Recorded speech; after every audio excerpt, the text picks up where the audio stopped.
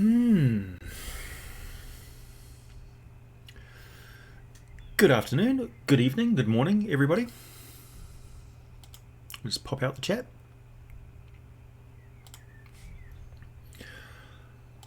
I've just been watching a video all about the COPA, which everybody's been ranting and raving about, and saying, "Hey Jay, you got to watch out for that."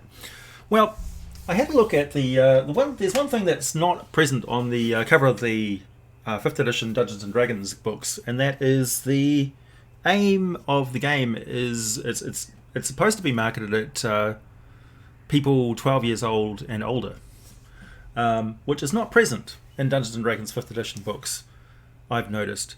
And that kind of screws over the content creators on YouTube with the COPA thing, because if the FDA over in the States, was it FCC, determines that my channel is actually for it's applicable for that children would watch it, or they think that because there's cartoon-like images and stuff like that occasionally in my videos, that they may think that this channel is actually marketed at kids. It's not. And I might fall between the cracks, because Dungeons and Dragons isn't really shouting to the rooftops that this is a game which is not really for young children. So that's a concern. However, I am also a resident of a foreign country, so I'm not subject to American laws. So that's interesting.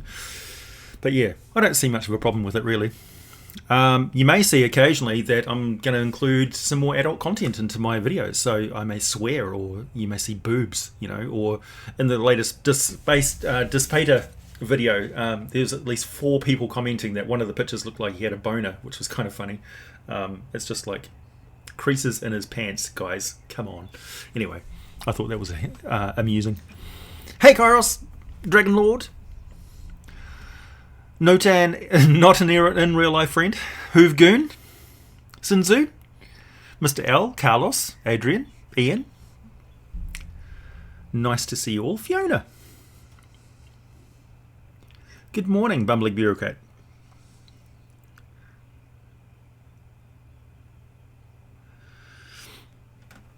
Adrian, I'm not actually in Australia, I'm in New Zealand. Even better. And yeah, we absolutely will tell him to piss off, for sure.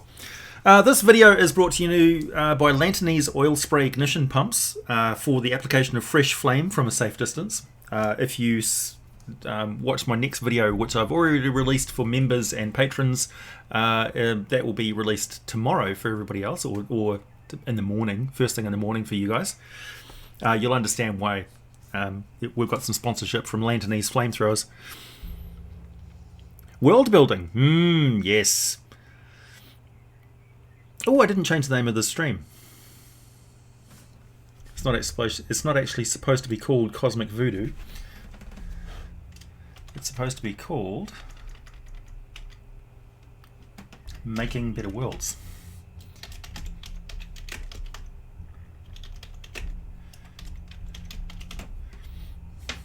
There we go. I don't know if that's actually going to apply or not. Oh no, now I've lost the chat window. Where is it? Come here. There it is. Hey, thanks, Drew. Was there a question with that, Drew, or are you just being a nice person? Yeah, by the way, this is a monetized Super Chats enabled stream. We'll stream for food. And of course, can't forget cheese.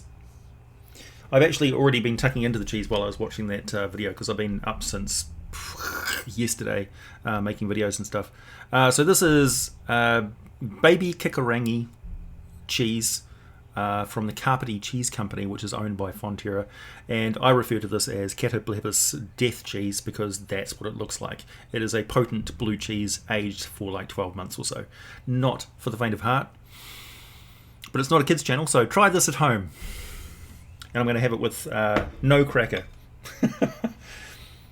Here we go, a decent chunk, because I mean business. Hey Lucas, nice to see you. I'm doing well. Use it for your Clockwork Dragon, excellent.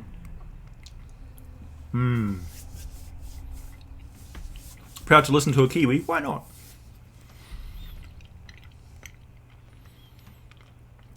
We got power armor and a thunder hammer in Dark Heresy. I also single-handedly prevented a demon world from forming. Priests aren't just OP in D&D. Absolutely. Mind you, in Dungeons and Dragons, there's not enough cases of psychers falling to chaos.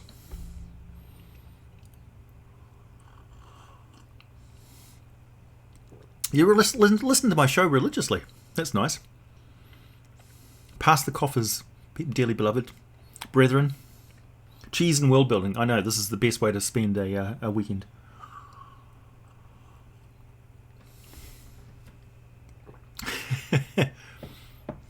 Hey Gerbil, nice to see you.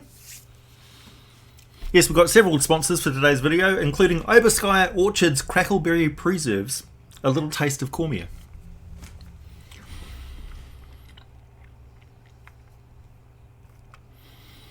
Yeah, Jordan's really good. And also, congratulations to Jordan on your new sprog, your sprite, your sapling, your spawn, your little lemure that you've just made. Hey Hoogoon, starting strong. I would love to know more about what kind of civilizations the dragons ran when they controlled the world. There must have been a great deal of differences of ideology. Yeah, well, so the metallic dragons were running, the gold elves had a few kingdoms that were run by dragons, and essentially who was going to argue with the gold dragons and stuff, who set themselves up as their sovereigns. And for the most part, the dragons were just content to let the elven civilization do its thing, as long as they were showed the proper respect and heaped with tons and tons of gold and jewels. You know, they wanted their hoard, and they actually instructed the elves in how to construct castles and things like that, because essentially they were building lairs for these dragons. One of the things that led to the fall of the Dark Elves, the Eleutheri, was their manipulation of dragons. And as events played out, the Dragon Rage mythal was really to take dragons out of the picture as a unified force. So it was almost like in one fell swoop, they took out the executive council, the part of the upper echelon of elven society was dragons. Don't forget, dragons, metallic dragons in particular, can shapeshift, so they would walk around in humanoid form all the time. Thanks, Drew. So yeah, it varies. Metallic dragons are the ones that really get involved in other civilizations. Chromatic dragons, not so much. They run their own little petty fiefdoms, their own little baronies, their own little baron kingdoms and things, bandit regions. They're despicable. They're tyrants. Whereas metallic dragons have the best interest of civilization and peace and stability and sovereignty in mind, and protecting the world that they call their home. But they are still dragons. All dragons are dicks. Well, they can be. Hello, Keith. How's it going? Keith, you would love the 3D printer that I've got going at the moment. I just printed, this is going to be impossible to see the detail on this because I've printed it in black plastic. But that's a dwarven miniature that I printed last night. It took me about 3 hours, I think, to print that. And also, this tree, which is going to look really impressive once I paint it, but it just looks like ridiculous at the moment. It's the canopy of a tree. I've got to do the trunk and stuff for it yet. So, yeah, that's kind of cool. I had to pause in my printing while I'm doing live streams because obviously it makes lots of noise. Hey, 69 of you in the chat. Nice. Thanks, Robert. A druid with a grove of domesticated fruit-bearing shambling mounds. Fruit-bearing shambling mounds. I would not eat that. What should I use it for? Also, power word sneeze. Power word sneeze, that would be a good one. Everybody within 30 feet sneezes uncontrollably. Shambling mound fruit. Well, maybe it looks really good, but it tastes like burnt lipstick. It's something wrong with it. So it looks really good and you would sell it for people who are advertising fruit platters and things, because maybe the fruit never decays. It looks perfect all the time, but in actual fact, it's like eating bad wax. It's disgusting. You could use it like that, maybe. How much are 3D printers? They're about $1,000 for a decent desktop printer, I would say now. get yourself one of the main big brand ones, the ones that self-calibrate and stuff like that. This one's by, what's it called? It's like Easy Printers. I don't know. I don't really want to recommend any brands because it depends on whether you want to do filament printing or resin printing. Resin printing is better if you're doing tabletop terrain or miniatures because it's high levels of detail. However, resin's kind of a pain in the ass to deal with, but it will provide you with an end product which is going to last for years. PLA filament, which a lot of people don't tell you, does actually absorb water and will break down and become brittle and stuff over time unless it's like protected from water, because if you're printing a miniature, you may want to paint it with acrylic paints and then varnish it to seal it, and that will be fine. But the resin stuff that you can print with resin printers is generally going to be better, more durable, and hold higher detail. And it's better for those small prints and stuff like 28 millimeter miniatures and things, which you would possibly use it for, would be fine. How is the cheese? It's still good. Still eating cheese.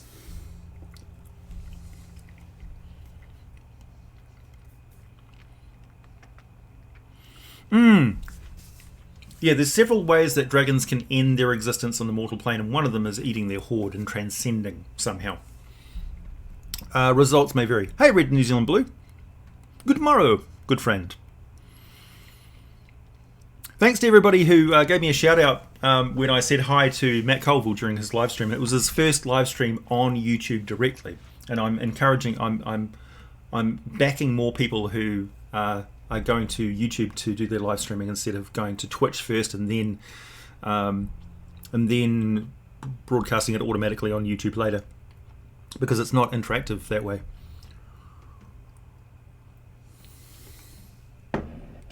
Yeah, the relationship between dragons and hordes is open to debate.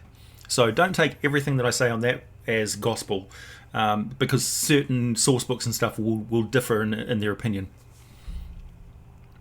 What I generally do is I provide you with lore which is workable and cohesive. It's not necessarily always absolutely 100% correct. There is interpretation within the different editions of the game. What I try and do, particularly with the Eberron background lore, that was from a 5th edition multiversal perspective, and people who have traditionally played Keith Baker's games, because Keith Baker didn't want Eberron, didn't intend Eberron to be part of the D&D multiverse. He wanted it to be a standalone system.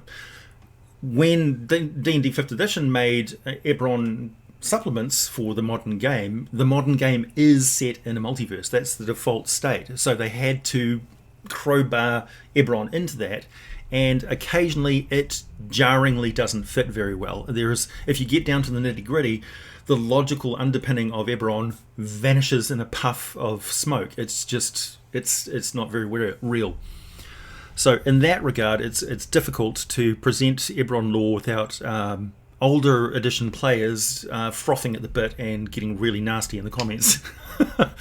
Even though I back up everything that I say, because everything I put in that video was researched by me, because why would I make stuff up about Eberron? I'm learning about the game as I'm making videos about it. That's part of the reason, part of the motivation why I make these videos in the first place, is because I'm learning about the game.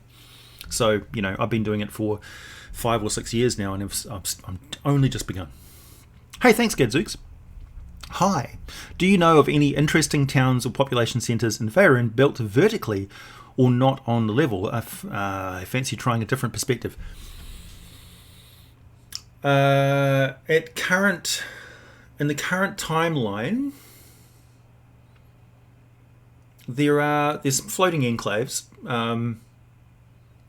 Probably earth nodes.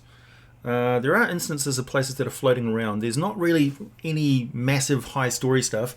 They might have some quite tall buildings because they built up on a big plateau. So there's multi-level structures, of course, that are within earthen sort of bulwarks and stuff. So you can build stuff inside of mountains and things. But as for like really tall skyscrapers and things like that are built differently, no, not so much anymore. In the ancient empire of Imaska, Yeah, there definitely was massive high skyscrapers, and Netherall had multi-story buildings and things like that because they could manipulate gravity. That's part of the thing. So where there was Mythals, they could build cheap anti-gravity artifacts that ran off the Mythal but didn't run outside of the area of effect of a Mythal. So, yeah. Tricky question. Good question, actually. Lantern would be your place to watch for that. Flying ships, that sort of thing. Hey, Buried Axe, babe. Republics rely on transportation to a large extent, yeah. Messages and the transmission of knowledge through printing press is very important as well. The king has long arms.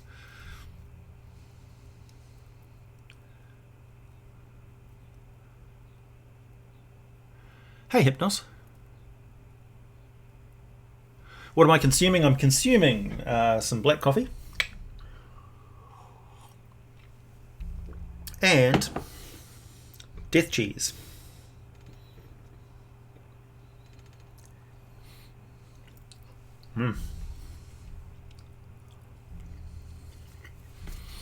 Yeah, Eberron and Kryn have got certain things in common. Kryn is one of the planes that, or the worlds that is shut off from planar travel. AJ, would an Illithid Spelljammer Dreadnought have a Mind Blast-like effect? One that can affect dozens of people at once? Yeah, absolutely. They'd have, like, Mind Blast grenades.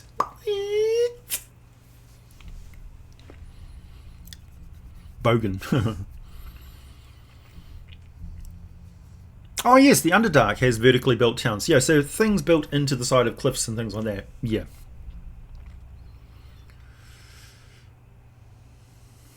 Coffee is the drink of heretics? Nonsense. It's the fuel. It is the fuel of creativity. It is the juice of Safu. It's by the juice of Safu that the thoughts acquire speed, the lips acquire stain, the stain becomes a warning.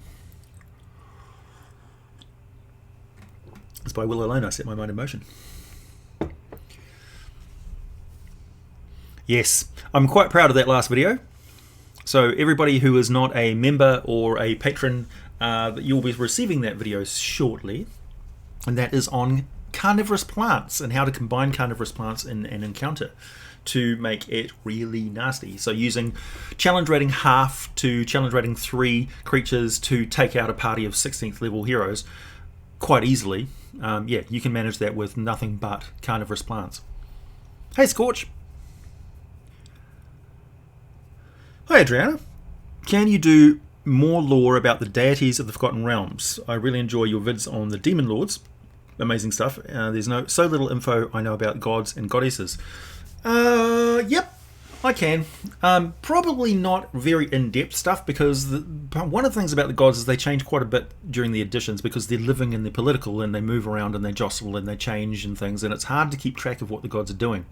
The other thing is it's also so open to interpretation, and I don't want to really cement things in stone because a lot of the time subtle nuances in world building that people put into their games is through the manipulation of deities and religions and things like that, because of when the cleric orders and things like that hit the pavement of your game table, that's really when you can enact a lot of system-wide changes thanks to the medium of gods and belief and that sort of thing in your game world as a DM. So I can give basic, broad information on what the gods are, what their pantheon membership is, what sort of chief rivalries they have, what the clerics of those particular gods do, and how they appear and things like that. So, for instance, in the video on Despater, I gave you an example of what a cleric of Despater looks like, and they do actually walk around and do their thing in the Forgotten Realms openly. The fuel of heretics. Aja will never be as intellectually dull as a mentat. No, that's true. I'm not a thinking machine.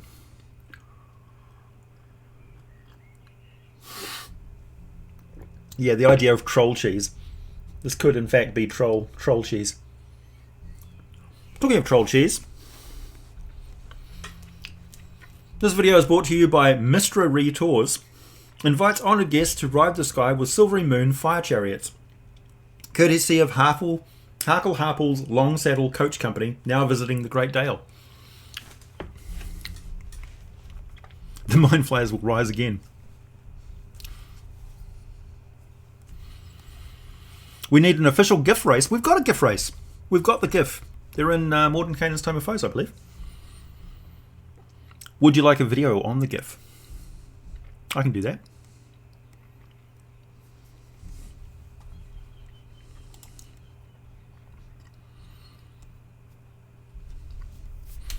Would you let any of your parties take over the Rock of Bral? Yeah, I think so. Yeah.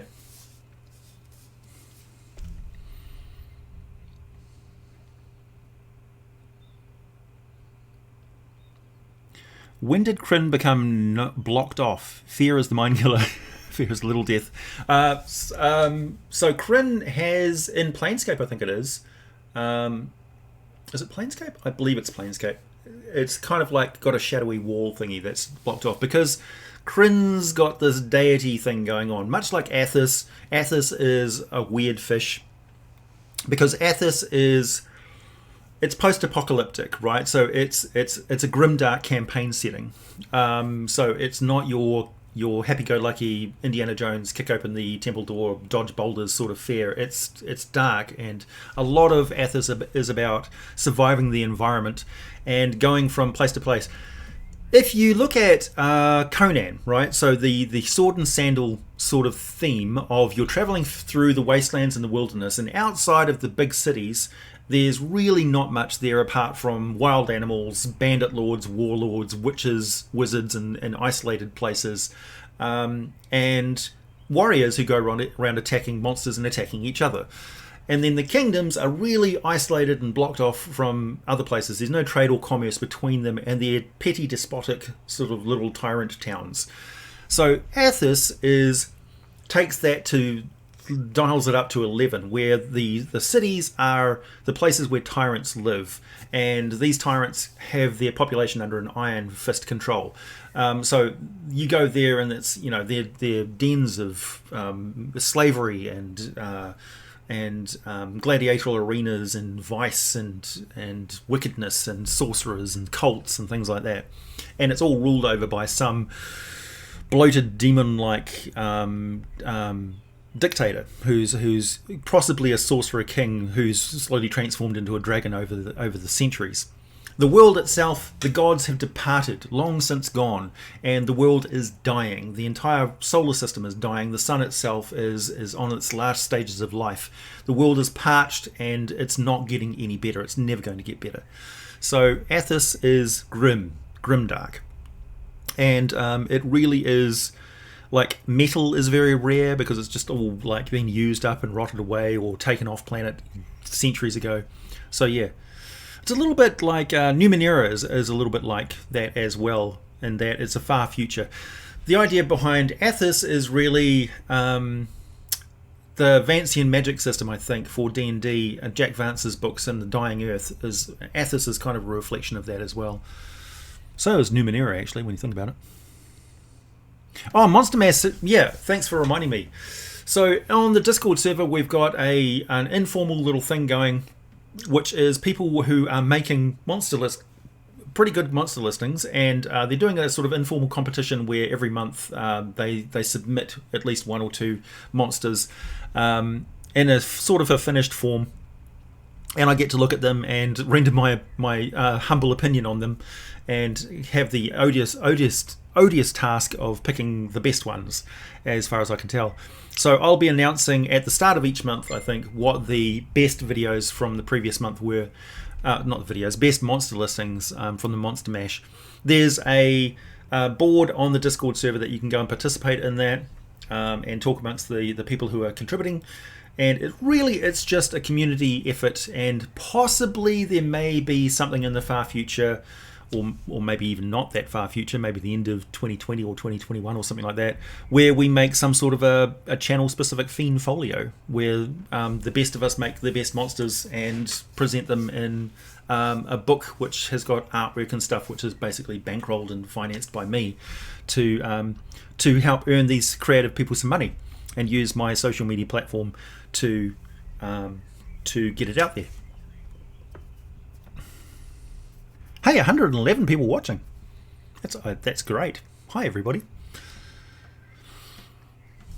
Did I miss anything there? Pataris, Rex, thank you. Thank you for your Giants videos. They helped me quite a bit when I was making my world Giant themed. Oh, nice. Excellent. Yeah, I really need to redo a lot of those Giant videos because the sound quality on them is also awful. And there's also some things I got wrong with some of the lore and stuff, which I need to clarify because I made those a very long time ago when I was just really starting to really pay attention to the research and stuff.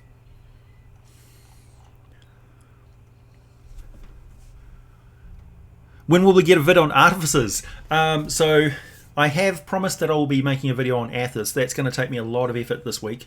I would like to get an Artificer video done very soon because we've got an official Artificer now. It's published and it's out there. So I would like to comment on that, yeah. Hey, Crimson Wolf. Thought that was your phone. Yes, sorry. I should really turn these off. That's Ian messaged me. By the way, Ian, shut up when I'm on live streams. Thank you.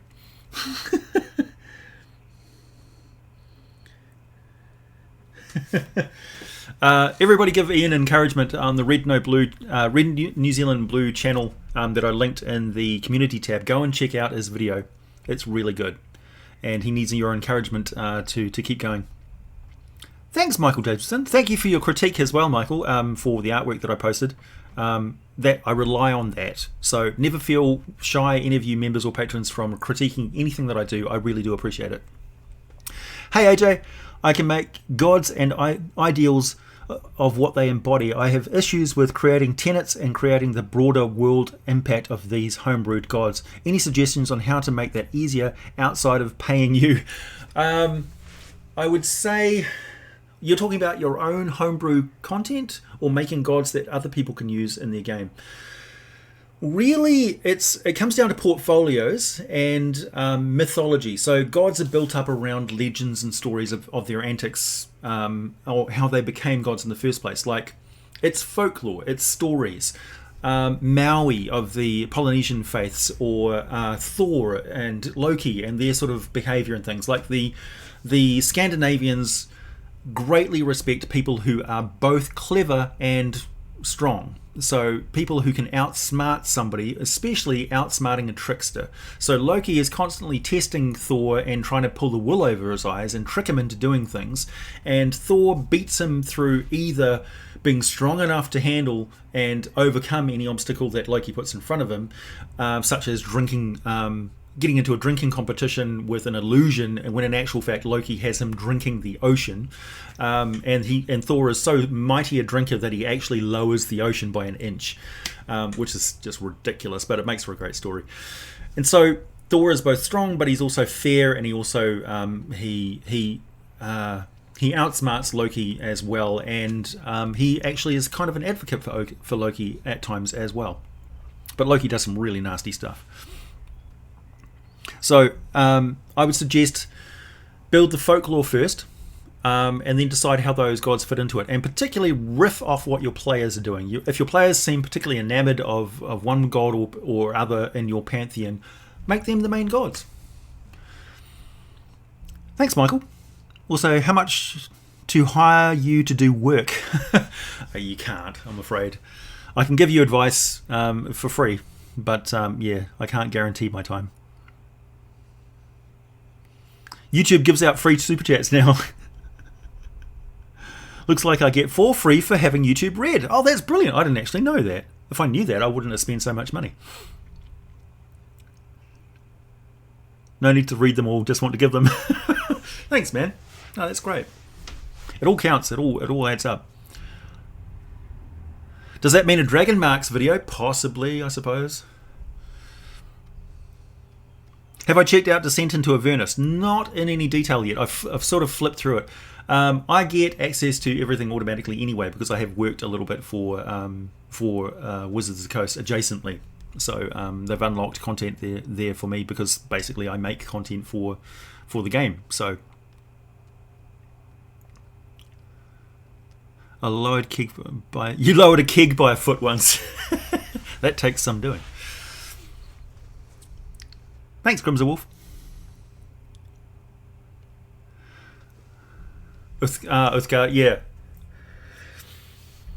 Yes, there's Fritz Lieber, that's the one. Fritz Lieber's idea of gods, where it's partially just faith and it's partially folklore and partially legendary figures as well. Can you imagine being a figure that's so regarded so highly for something you possibly didn't actually do?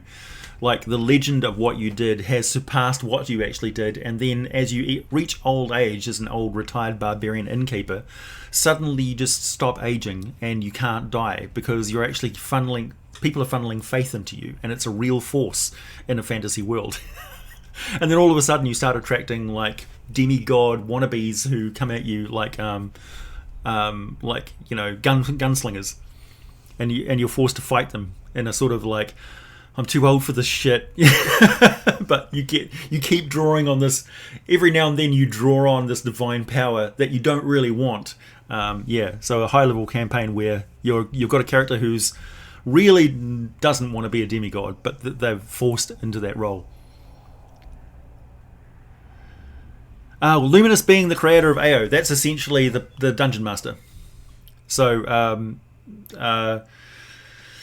in that story where Ao, the overgod, is talking to a luminous being that tells him, that his work is not done and stuff, and he needs to keep the world stable and working, that's essentially the dungeon master. Ed Greenwood inserting the dungeon master's voice into the story.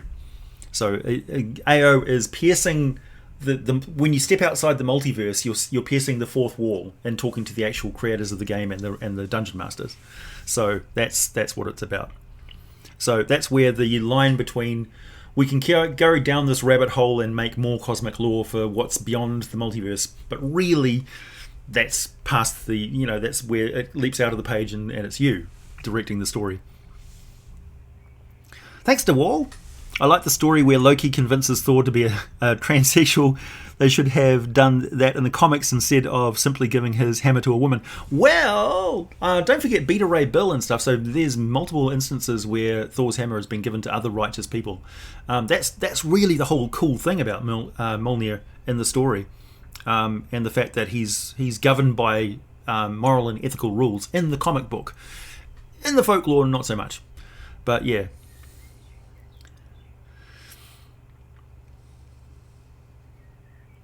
Looks like you're rocking the world builders today. Yeah, absolutely. Loki.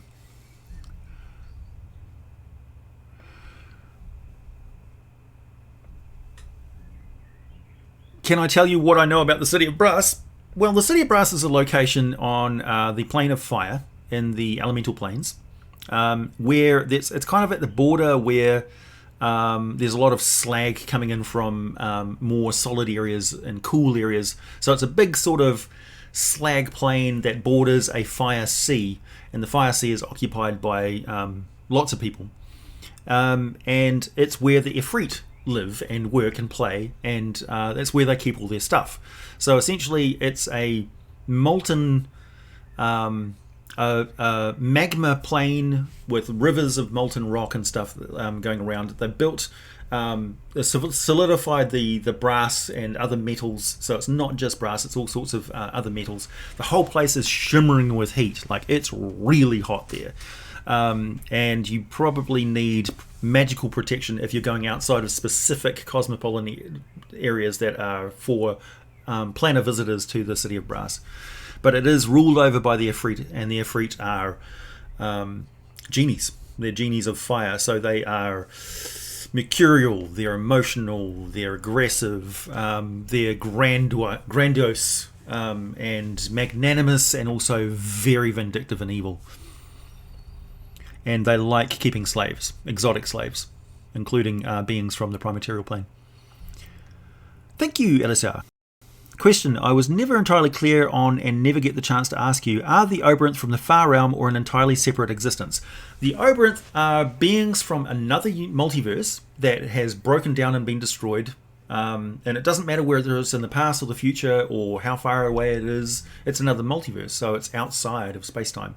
And what they did is they were trying to look for a way to escape their multiverse, to find some way to travel beyond just the dimensions in their multiverse. So essentially they reworked, they killed and took over the portfolios of all the gods, and they reworked their reality so that everything was a big maelstrom connected together. So in their multiverse, the elemental planes, the astral plane, the ethereal sea, all of that sort of the ethereal plane, the astral sea, all of it was one big connected maelstrom of craziness, with these guys operating as gods with unlimited power to change their reality around them, and they were absolutely corrupted by that power, and it had resulted in an irreparable damage to their multiverse, which was causing it to be destroyed, to die, to not be sustainable for any life whatsoever, or mind as well. The most powerful of those Oberonth lords found a way through thought to travel beyond their multiverse, and the way they did that is to travel into the far realm, and to go from the far realm into the edges of another multiverse, to break through into another multiverse.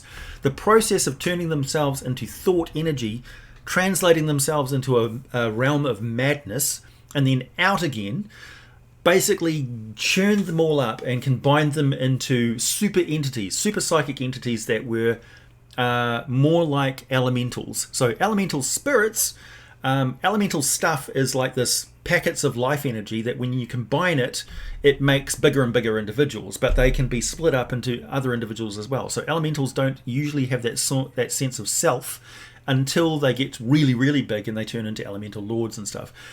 Demons are the same way. The Oberonth were the same way. Only the most powerful of them managed to preserve their sanity enough and their individuality enough to separate themselves and become the most powerful Oberonth lords and demon lords that exited and were the first beings that sort of popped into the abyss. The abyss is a tear in reality that started combining all of the different dimensions and stuff like they were doing in their previous dimension. So they haven't really learned their lesson at all. They're trying to remake and churn up and combine all of the different aspects of this multiverse of D&D, just like they did in their last one. So when the Abyss takes over something, this was originally Obox Ob was churning this living energy of the... So think of them as like tainted elemental energy. So they're infecting... much like an elemental spirit moves through inanimate matter and then turns it into its animate body, that's what demons do with the realities that they go into. So when demonic taint goes into something, that's actual demon living energy going into that stuff, their mind stuff, churning and all mixed up, trying desperately to be individuals and maintain what they were and their memories and stuff. And then when there's enough energy, they can push their way out and form themselves bodies transformed into demon flesh stuff. So this ichor stuff with whatever organs and things they need from inanimate matter into demon stuff. So when you kill a demon, it dissolves into this goo. Its energy, like an elemental, goes back to the abyss and reforms bodies and things like that. And so that's the whole thing of what they are. So they're no longer what they were. They're now this new form of life, kind of like a genie, in which the genie is a combination of a mortal soul and an elemental spirit. They're kind of like that as well. The Tanari race were specifically engineered to be like that as well.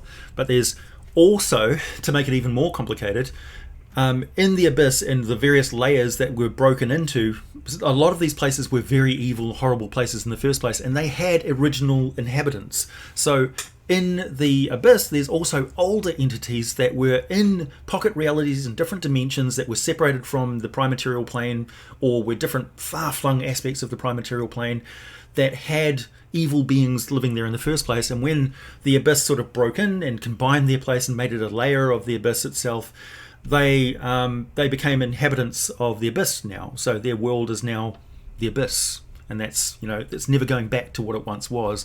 But they're perfectly at home in the abyss, and the abyss is all these different little pocket layers, pocket dimensions, really anything that you can imagine, as long as it's pretty bad. And so there's lots and lots of races and things which are unique to the abyss, which once were not part of the abyss. They were part of some other dimensional multiverse, dimensional or pocket dimensional plane. So there you go, in a nutshell. Good question. A setting taking place on a giant kraken, that would be cool. I hope that cleared that up for you a little bit. That's why demon energy is really good for powering magical items, because it's kind of like putting a bit of soul stuff in there without breaking any universal laws, because demon souls aren't part of the D&D multiverse. They're not supposed to be there. So the gods don't care what you do with demon energy. They just don't want it to propagate. So if you control it in a way, if you entrap it and use it as a fuel source that's never leaked out, the gods will actually probably be thankful. Do you feel the Ranger from Player's Handbook should just be scrapped and redone, especially Beastmaster, or do you feel like it's fine as it sits? The proof is in the pudding, really. There's not a lot of people who are playing Rangers, nowhere near in comparison to what they used to be in even 4th edition or 3.5 certainly. So I think the 5th edition version of the Ranger has proven to be a bad build. They've done a lot to address that with Unearthed Arcana, and I think they need to publish something official and basically just man up and publish a second Player's Handbook. There's nothing wrong with creating a second Player's Handbook for 5th edition, because most of the Player's Handbooks that were already printed have fallen apart, so it doesn't really matter, does it? If you buy another one. I'm on my 2nd or 3rd Player's Handbook as it is.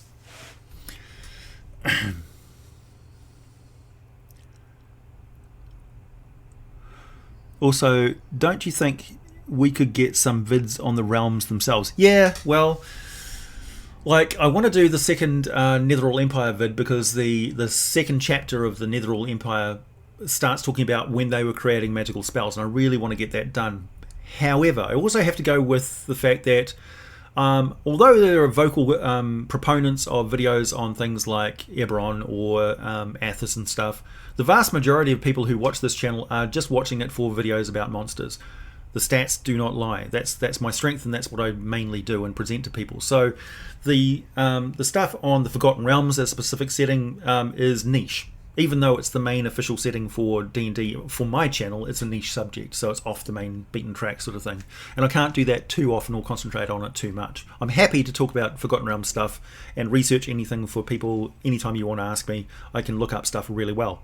Also, go to Facebook and join the Sages of the Forgotten Realms group. There's also Sages of Planescape, there's Sages of Dragonlance, there's Sages of Eberron, all sorts of different Sages group.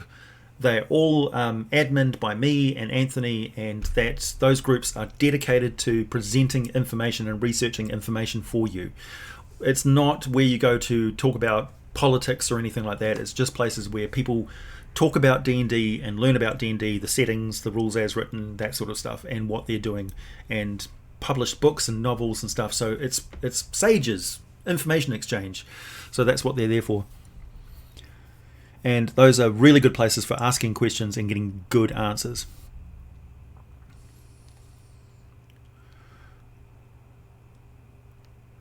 What process can be done to purify demons? Well, this is the thing. Demons can't be purified, really, because they have no place in the multiverse. They're not supposed to be there.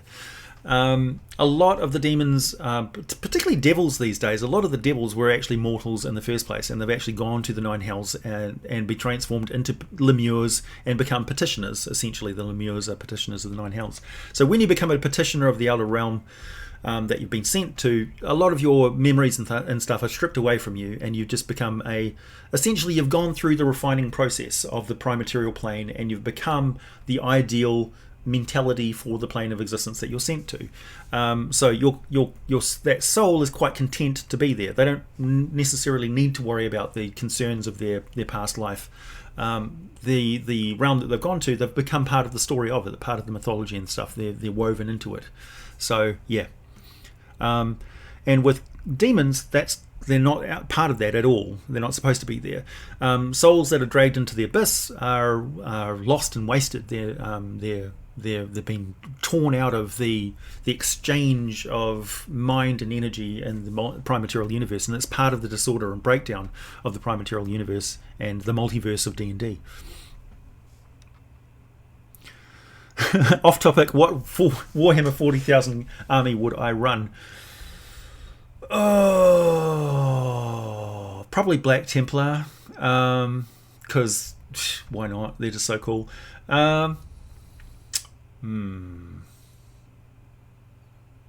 quite keen on Eldar too, because I like knife ears. What can I say? Probably just to piss off Jada. Tau was also really cool. Kroot. Necron, I feel like is a little bit OP. Yeah, so I'll go with the Space Marine Black Templar Army. Chapter, I should say.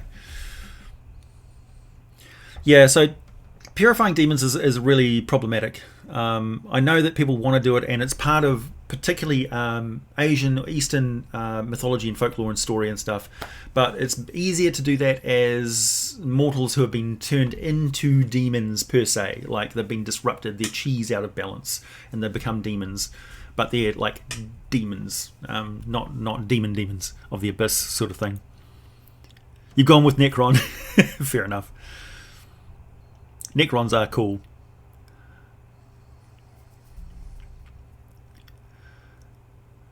What do I think of Ed Greenwood's Elminster series? I haven't actually read the Elminster series. I probably should. I've very much concentrated on reading all R.A. Salvador books first, I think. And then I could probably go into Ed Greenwood's stuff and maybe even some of Gary Gygax's writing and stuff. I don't know. I'll have a look. Yeah, so I'm kind of less interested in Elminster, really, in the Elminster storyline. I know everybody thinks that Elminster is a huge part of the Forgotten Realms, and sure, the Chosen of Mystra and stuff are very important, but that's really like the central Forgotten Realms area of Cormyr and the Dales, right? But nowadays, the emphasis is very much on the Sword Coast, and Elminster's less involved in the Sword Coast. That's really R.A. Salvatore's territory, stomping grounds. So reading up on R.A. Salvatore gives you a better grounding on dealing with the Sword Coast in many ways. Like the book that I'm reading at the moment, which is Spine of the World, focuses on Morrick the Rogue from Luskan. Along with Wolfgar, and what life in Luskan is like, for instance. And that's why I was so happy to base the False Hydra video in Luskan to give you some idea of what Luskan is like, because that's very much in my mind reading those novels. The Imperial Guard. Yeah, Imperial Guard do have a sign of... Like, you got to be some sort of a sadist to field an Imperial Guard army, honestly. The attrition rate is horrific.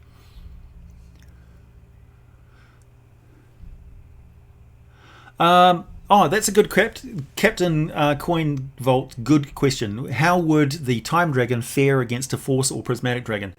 They don't fight, generally speaking. The Prismatic Dragons are just too epic for that sort of thing.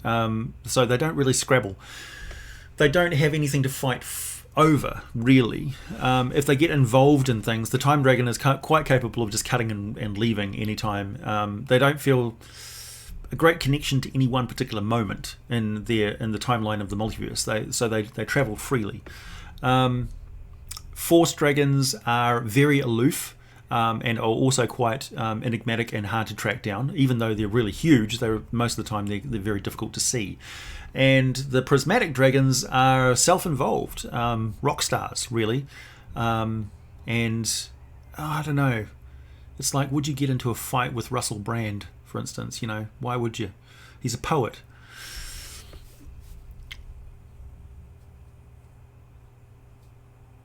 Do you think there are too many types of dragons in D&D? D&D is a very, very big place. The multiverse is massive. The prime material plane, all the different crystal spheres are massive. There is nothing saying that you have to have a representative of every type of dragon on your world at the same time. There is nothing saying that in the 200 square mile region that the characters are going to start off their gaming career, that there's even one dragon. There may possibly be a young dragon there somewhere, but ancient dragons are supposed to be known by people. They're supposed to be legendary. They're like, how many dragons were there in Lord of the Rings? One. Small. So, there's got to be other dragons around. Do you hear about any of them? No. So that's how rare they can be. There can be just like one dragon that everybody knows about on the continent because he's so terrible and mighty. But there's got to be other dragons there, right? He doesn't exist in a vacuum. If you read the Silmarillion, there's dragons in there as well. What happened with his phylactery? Do gods need phylacteries? I don't know what happened with...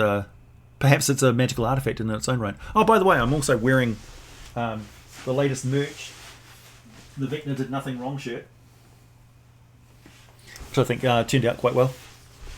Thanks for everybody who bought one of those, by the way. Much appreciated. My t-shirt sales have been very poor. Hey, it's only 129 of you. Welcome. Unfortunately, the chat's going to be finishing soon. Final 15 minutes. Last call, everyone.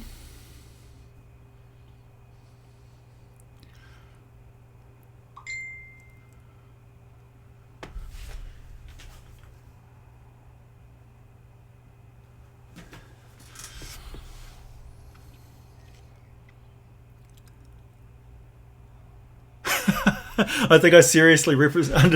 Yeah, well, maybe people want to fight Russell Brand. Sure. I think he'd be actually quite surprising in a fight. Probably take you out. The man survived some serious drugs and sexual escapades, so, you know, he's not afraid to put a finger in an orifice. Thank you, Christopher. Hey AJ, how would you take an adventure module as an example Waterdeep Dragon Heist from one setting into transferring it into another setting? Just change the names. Just change the names of the location. Really. Thanks, William.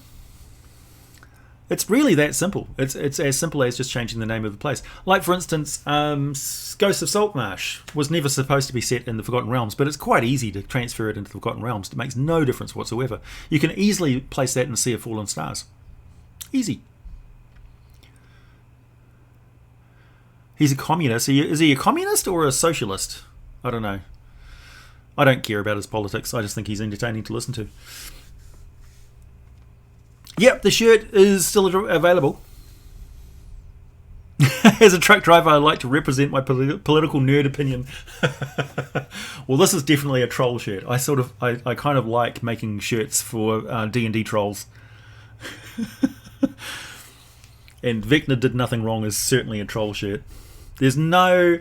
If anybody has any idea that I made that with some sort of political real-world message involved, no. I'm just making that about Vecna and about the Astral Dreadnought video. That's it. That's my entire motivation.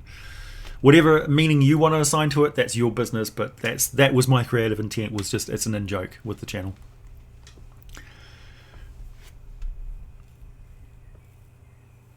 Socialism is the method by which one is supposed to achieve communism.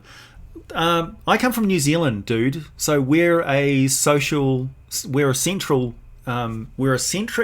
government, so central left, central right government of a mixed party system that has heavy amounts of social politics, so social programs. So if I are unemployed, if anybody in New Zealand is unemployed, they can apply for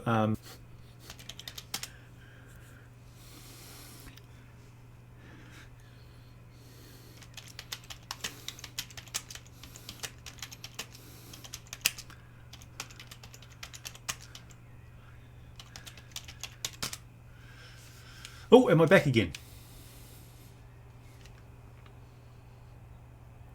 Yes, I am. Yeah, let's not talk about politics anymore.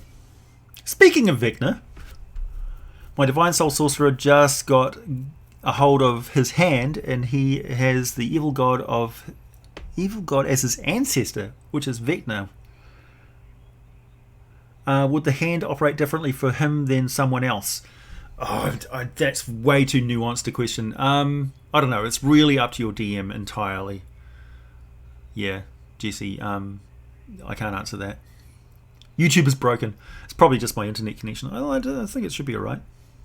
Maybe that was a... maybe I need to update OBS or something. Seems like it's always asking for updates, that program. When the last of the Cypriot flesh warpers are destroyed and the abyss is drained of demonic energy, will the various layers go back to their original places in the cosmology? Yeah, the gods could step in and separate them, essentially. That's when you would probably get involvement with prismatic dragons and stuff as well, supporting the gods in their efforts to, you know, Solar flares. Oh no, the Triffids.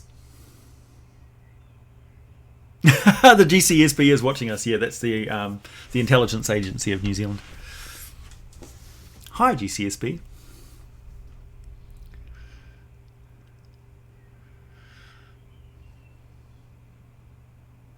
Oh, you are the GM. The session is one. Well, do what you want. Don't ask me. Yeah, make it have special rules for the character for sure. Yup Tub has spoken.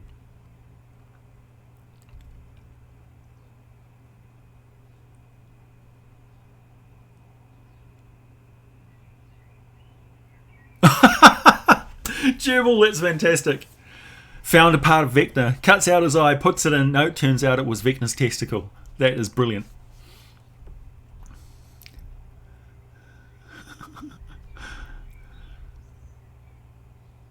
Yeah, well, there certainly is politics in Faerun. You've got the Lords Alliance and the Harpers and all that sort of stuff. The factions, if you want to include the factions. The factions really, as I've said before, came about because of the popularity of, what's it called? Vampire the Masquerade and the different factions of vampires. That was so popular that D&D actually incorporated it into their game system, into their world setting. So the factions of the Lord's Alliance and the Emerald Enclave and the Cult of the Dragon and the Harpers and stuff like that and the Zentarum were all a result of D&D essentially ripping off the popular idea of factions from Vampire the Masquerade. So don't take it too seriously. Painting any minis at the moment? Yeah, I'll be painting up these ones that I'm printing at the moment. So I'm gonna endeavour to make a little forest. And this is a really tough miniature. Like it's quite heavy on the filament, but this is going to last forever. It's really quite robust. I was quite surprised. And I love the leaf design. It's more like a Dwarven Forge's forest that they released just recently. I think Dwarven Forge is really shooting itself in the foot a little bit. They need to move with the times a little bit because 3D printing technology is really catching up with them fast. I know they've got their proprietary Dwarvenite polymer blend stuff that they make their tiles out of, but they're really, really expensive. So I know that there should definitely be available for mature gamers who have disposable income. They shouldn't be penalised for wanting to spend money on their chief hobby. I've been playing D&D for the majority of my life, and I want to spend my income on it, and I want to buy nice things. So one of the interesting things that I've got going on in the background is metallic dice. I'm going to be showing you some more metallic dice next live stream, hopefully if they arrive in time. Because I really like metallic dice, and they're cool, and they're expensive, and they're prestigious. And I like the idea of having leather-bound books and things, so that's something else I'm spending money on, and I've got something to announce in that regard in the future as well. And I will be giving away some dice sets and things like that in 2020 for people. So there'll be more giveaways on the channel and stuff, particularly during live streams. So I'm quite happy that we've got, more people coming in. But in the meantime, the Abyss is just where Pathfinder players reside. Pathfinder's not that bad, honestly. Case in point, I've got Pathfinder books right here. I've got Midgard World book from Kobold Press. I've got the Pathfinder Bethru. I've got Strongholds and Followers. I've got lots of third-party content, including Pathfinder. Mandalorian. Oh, man. How do I love Mandalorian? Let me count the ways. You know those, like, back in the old days when you'd come home from school and there was, like, a show that you just had to watch, or Saturday morning and, like, Thundercats or Transformers or whatever, Darkwing Duck or whatever spun your dial. Mandalorian hits every single button for me in that regard. I cannot wait for the next Mandalorian episode to come out. The fact that it's not like Netflix where it's released all in one go. I love it. It gives me something to look forward to every week. I'm like checking to see whether the next episode is available yet. So yeah, Mandalorian, definitely a fan. Definitely highly recommend it.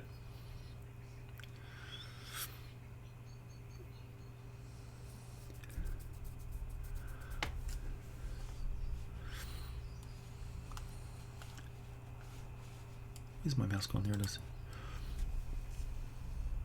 What's my thoughts on low fantasy settings? Never really interested me that much, to be honest. I don't need to. I don't like playing D&D without magic. It just doesn't feel the same. So I'd rather play some other setting that conveys that feel better.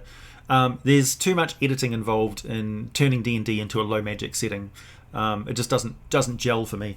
So I play things like Heroes Unlimited. I like playing Supers games and Ninjas and Super Spies and things like that. So those are no magic settings or low magic in regards to Heroes Unlimited. It's just another sort of superpower. Or you can play like a sci-fi game like Traveller or something like that, which doesn't have magic in it. It's got psi powers, but they're very rare. So yeah, I just play another system. I don't play low magic D&D.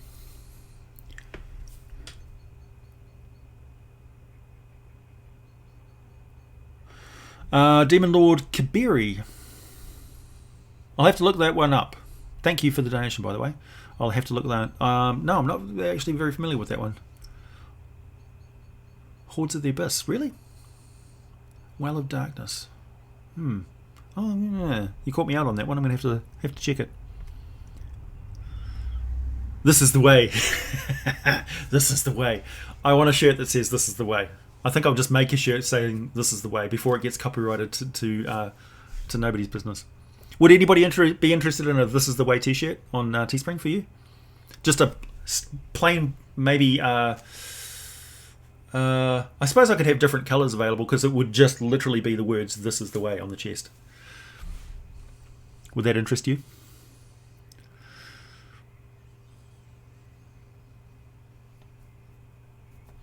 Elon Musk's new truck. The bit where he threw the ball bearing at the window and it broke. I don't think that was by mistake. I think that was done to garner publicity, and it was brilliant. It's a brilliant move because it's something that could easily be fixed and show you them. And so this is how cynical I am, right? First, they demonstrate this glass being impregnable to a metal ball which is dropped from a very high distance onto it. And the thing there was that the clamps on the table were quite loose, so the glass was actually bouncing back from the kinetic force, so it was actually flexing somewhat.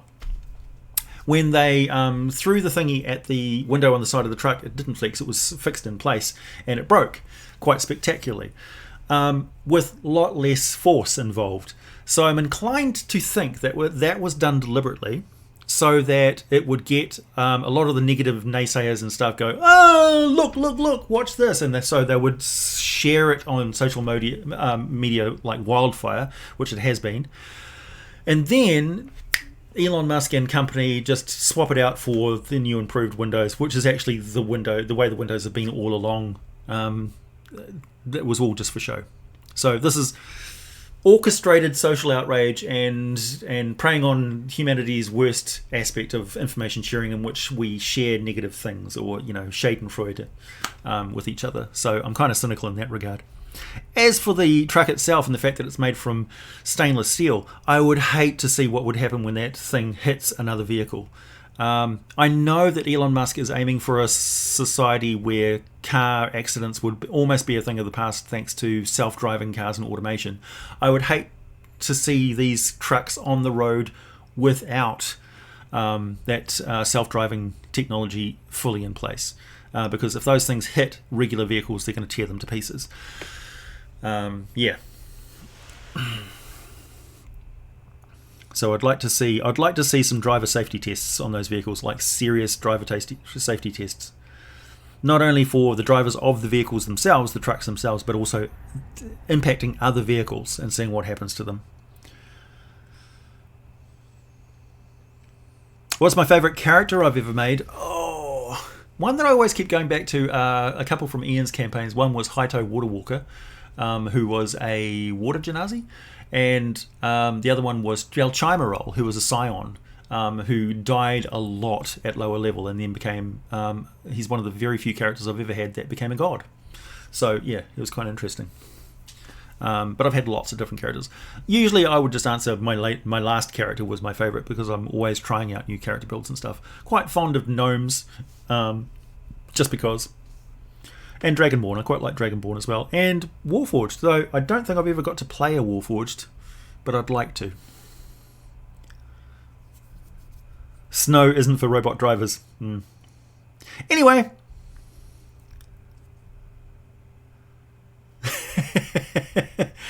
Yeah, Elon Musk is that kid from that movie War Games. Would you like to play a game of chess? That's him.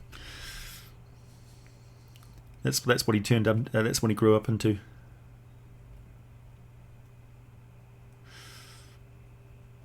Cyberpunk world is coming. Yeah, I can't wait for driverless cars because I don't have a driver's license, and I hate the idea of driving a car, and I hate the idea of other drivers on the road having like diabetic shock attacks and stuff, or being under the influence of drugs and stuff, and them ploughing into me and killing me and my family. So yeah, no, I've never really been very comfortable with driving a car.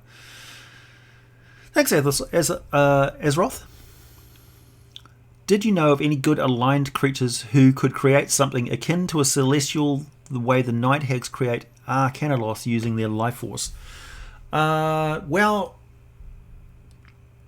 it's kind of like an automatic process. So the hierarchy of Celestia is lawful. It's highly lawful. So they get promoted in that way. I remember seeing some lore somewhere that devils are actually supposed to have an organ inside them, which has got all the different types of devil in miniature form there. And when they get promoted, their old body bursts apart as the miniature version of that type of devil expands out of them and their soul transfers into it, which is really bizarre. It's like that's far too biological process for that to be true, because it's just weird. Like, imagine if you came up with a spell using that as canon lore, because it's published somewhere. I think it was from a novel or something, where you cast a spell on that demon, on that devil, and their soul split up and instantly transformed all those different types of potential devils that they were, and therefore instantaneously multiply the forces of devils of the Nine Hells. Imagine that. Is Mephistopheles working on that technology right now? Who knows? Okay, it's time for me to go, everybody. Catch you later. Hopefully this stream survives intact, and it wasn't split into various parts. Thank you very much for all the donations, everybody. That's it's really added up to a huge success today. Thank you very much. And yeah, keep the video suggestions coming. Practically 90% of my content now is just suggested by you. So yeah, I very much appreciate it. You're seeing me right. What happens if a self-driving car gets hacked? Then you become an unwitting Uber driver. You know, whatever. I think everybody should be allowed to carry guns. Yeah. Okay. Catch you later, everybody.